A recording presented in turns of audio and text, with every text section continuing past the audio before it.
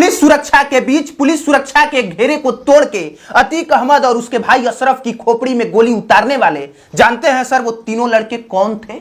उनमें से एक का नाम है लवलेश तिवारी जो बांदा का रहने वाला है, दूसरे का नाम है सनी जो कि हमीरपुर का रहने वाला है, और तीसरे का नाम है अरुण मौर्य जो कासगंज का रहने वाला है।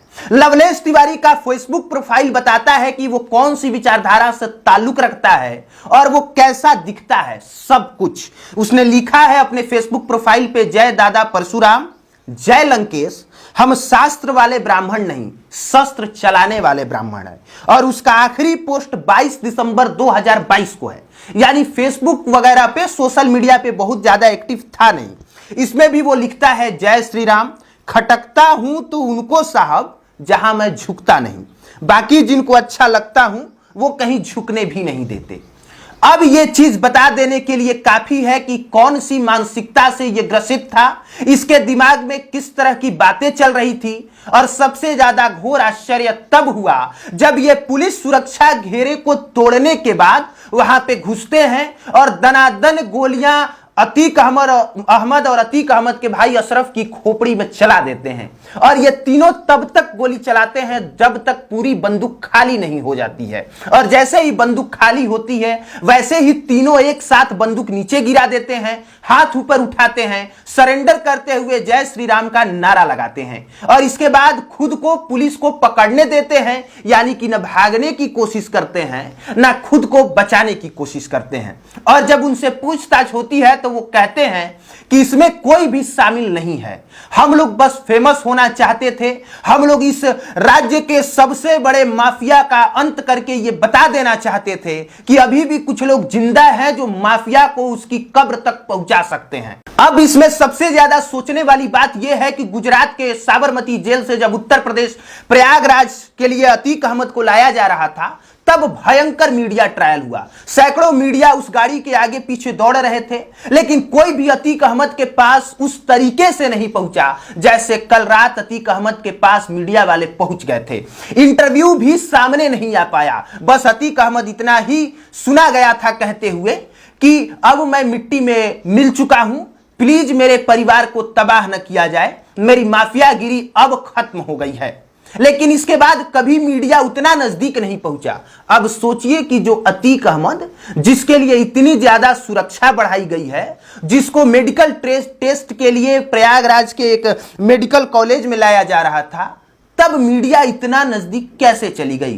पुलिस वालों ने इतना नजदीक जाने कैसे दिया? 10-10 माइक उसके मुंह के आगे सटाने कैसे दिया? और इसी का फायदा उठाया लवलेश तिवारी ने, इसी का फायदा उठाया सनी ने और अरुण मौर्य ने, क्योंकि ये लोग भी अपने साथ एक कैमरा लेके गए थे, एक फेक आईडी कार्ड रखा था। और जैसे ही जब उनको दिखा कि मीडिया इतनी नजदीक चली गई, वो लोग भी माइक लेके नजदीक गए। और जब नजदीक गए वहां पे जैसे ही मौका मिला, बिना 1 सेकंड की देरी किए अपनी बंदूक उतारते हैं और वो तीनों घेर लेते हैं अतीक अहमद और अतीक अहमद के भाई अशरफ को, और बिना कुछ सोचे समझे तड़ातड़ गोलियां चलाना शुरू करते हैं। इस बीच एक भी पुलिस वाले को एक भी खरोच नहीं आती है, किसी भी पत्रकार को कोई खरोच नहीं आती है, सिर्फ वही दोनों मर जाते हैं, वो भी मात्र 20 सेकंड के अंदर। इस पूरे मामले के बाद जब लवलेश तिवारी के पिता और माता से पूछा गया कि क्या आप जानते थे कि लवलेश तिवारी इस तरह की प्लानिंग कर रहा था,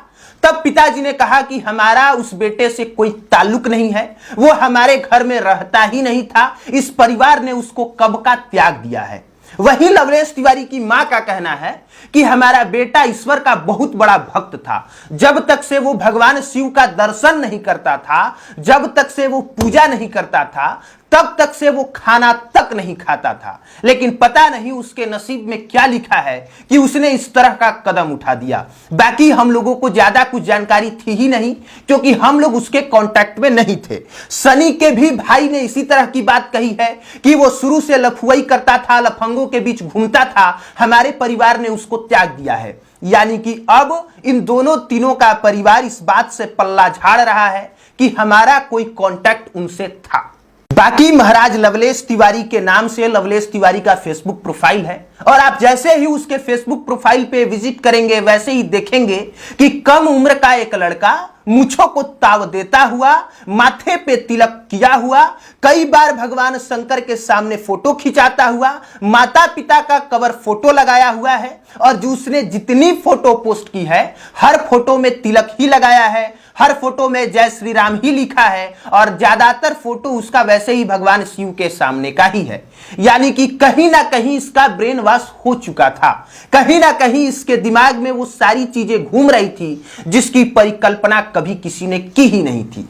बस आखिरी में जाते जाते एक ही बात कहूंगा, कल रात जो हुआ प्रयागराज कॉलेज के सामने, उस तरह की कल्पना अब तक से ना किसी मीडिया वाले ने की थी, शायद ना ही उत्तर प्रदेश के सीएम ने किया होगा और ना ही किसी डायरेक्टर या राइटर ने। इस तरह की कहानी अब तक बुनी ही नहीं गई थी। फिल्म वाले भी इतना नहीं सोच पाए जितना सोच के इन तीनों ने काम किया। बाकी इस मुद्दे पे आप क्या सोचते हैं, अपनी राय दें।